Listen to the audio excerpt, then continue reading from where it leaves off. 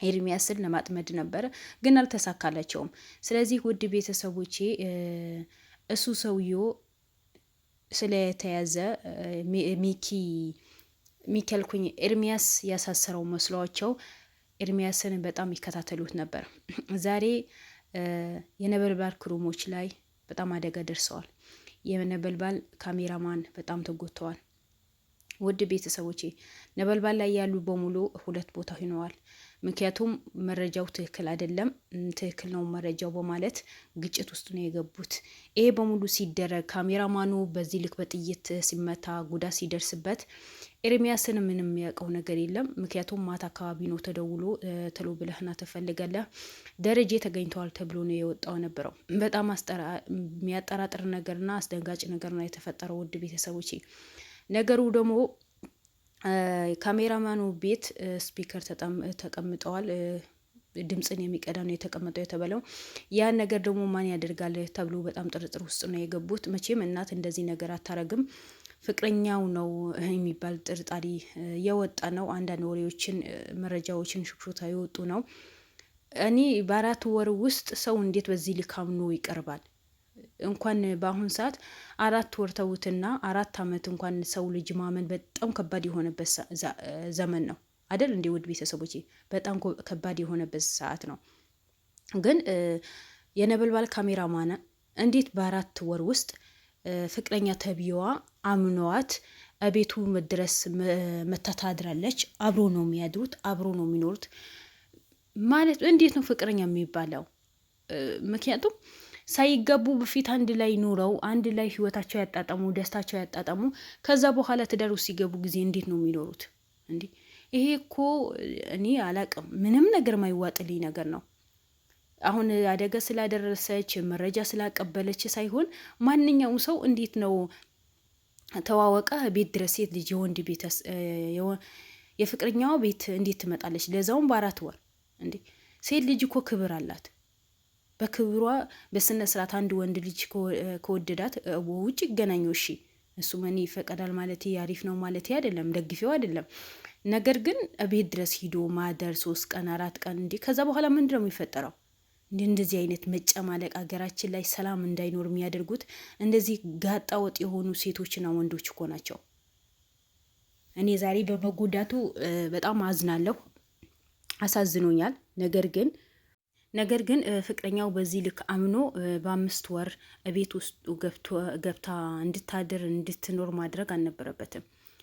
ለምን እነሱ የሚሰሩ ስራ በጣም ከባድ እንደሆነ ያውቃል። በጥንቃቄ መስራት ነው ያለበት እንጂ በ4 ወር ውስጥ የሰው ማንነት እንዴት በጣም ጥሩ ነው ታልጠራጠራትም። ከባድ እኮ ነው። ምክንያቱም እናንተ እንኳን ከእናንተ ውስጥ የሚሰሩ ልጆች እኮ ነው መረጃን አውጡ የሚያቀብሉት። ያ ነገር መረዳት አለባችሁ። የእናንተ ስራ ከባድ ነው። ህይወታችሁን መስዋዕትነት አድርጋችሁ ቤተሰባችሁ መስዋዕትነት አድርጋችሁ ማንነታችሁ አሳልፋችሁ ሰጥታችሁን ይሄ ነገር የምትሰሩት። ስለዚህ በ4 ወር ውስጥ ለፍቅረኛህን በዚህ ልክ መከራከር ጥሩ አይደለም። ለምን እናንተ በዙሪያችሁ በጠላት የተከበባችሁ ሰዎች ናችሁ። ብዙ ሰዎች ይፈልጋችኋል። ስለዚህ እቺ ልጅ ሆነ ብላ ልትቀርብህም ልጠድምህም ትችላለች። ያ ነገር ደግሞ በደንብ ማጣራት አለብህ እንጂ በ4 ወር ውስጥ ለሷ በዚህ ልክን አፍን ሞልተህ ደረትህን ነፍተህ መከራከር አግባብ አይደለም። አንድ በዚህ ልክ ደግሞ አምነህን ቤትህን መስጠት ጥሩ አይደለም። ምክንያቱም አንተ ጋር ብዙ አይነት መረጃዎች ይኖራሉ፣ ብዙ አይነት ማስረጃዎች አንተ ጋር ይኖሩ። ያ ነገር ይዛ ወጣች ማለት እኮ እናንተ አደጋ ላይ ወደቃችሁ ማለት ነው። ያው አሁንም አደጋ ላይ ወድቀሃል እንዴ። ያው ደጀን የተገኘ በማለት አንድ እጁ ወጥተዋል። ስለዚህ ያ ምንድን ነው መዘንጋት የመሰለ ነገር የለም። አንድ ሰው ከባድ ስራ የሚሰራ ከሆነ ከሰው ጋር የሚያነካካ ነገር ስራ የሚሰራ ሰው ከሆነ መጠንቀቅ አለበት። በ4 ወር ማመን ከባድ ነው። በእናንተ ዙሪያ የመጡ የህይወት አጋራችሁ አንድ በደንብ ቤተሰቦቿ ማወቅ አለብህ። ሁለተኛ ከየት ነው የመጣችሁ እንዴት ነው ብለህ በደንብ ማጣራት አለባችሁ። ሶስተኛ ደግሞ ማንነቷ በደንብ ስታውቁ ድረስ ማንም ቤተሰባችሁ ሆነ ቤታችሁ መኖሪያችሁ አድራሻችሁ ማወቅ የለባቸውም። በቃ ፍቅረኛ ናት፣ በሩቅ መገናኘት ነው ያለባችሁ። ለምን የእናንተ ህይወት አደጋ ላይ ነው ያለው። እንዴት በዚህ ልክ ትሸወዳላችሁ? እንኳን እናንተ እኛም እንኳን ለእናንተ ምን ያክል ነው የምንሰጋው። ስለዚህ የነበልባል ካሜራማን በጣም ነው የተሸወድከው፣ በጣም ተሸውደሃል። ለምን እሷ ተልኮ ሊኖራት ይችላል። አውቃ አንተ በፍቅር አጥምዳ ጉዳት እንዲደርስብህ ገደል ውስጥ እንድትገባ ነው ያደረገችው። ያው አሁንም ዛሬ ጉዳት ደርሰዋል። ኤርሚያስ ትክክል ነው የተናገረው፣ በሙሉ ትክክል ነው። ነገራቶችን አጣርታችሁ መግባት አለባችሁ እንጂ በአጋጣሚ ተነስቶ እንደዛ ማድረግ ደግሞ ጥሩ አይደለም።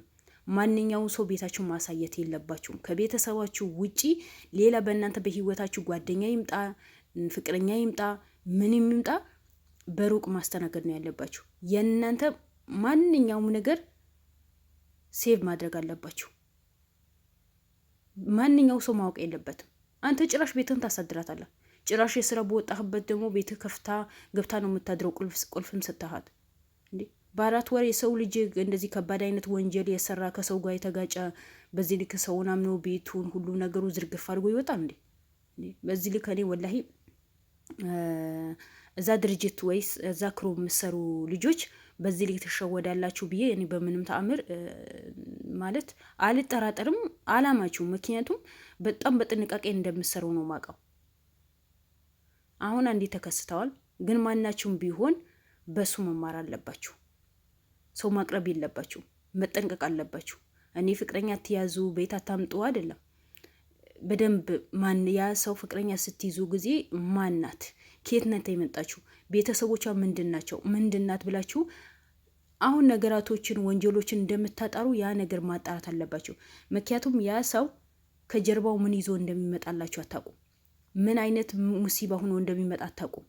ያው ዛሬ እጅህን እንድታጣ አድርጋሃለች። ወጥመድ እስከታ እሷ ቤት ቁጭ ብላለች። እሷ ብር ተከፍሏት ነው፣ ላትገኝ ትችላለች።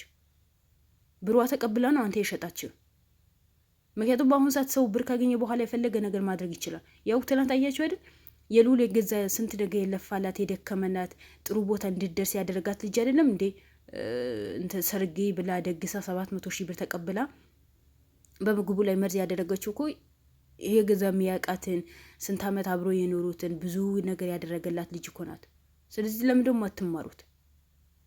ሰው ብር ካገኘ በኋላ የሰውን ህይወት የማያሳዝንበት ሰዓት ላይ ደርሰናል።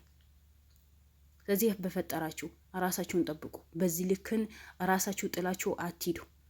በጣም መጠንቀቅ አለባችሁ። ሰውን አትመኑ። ሰው ማመን የለባችሁ።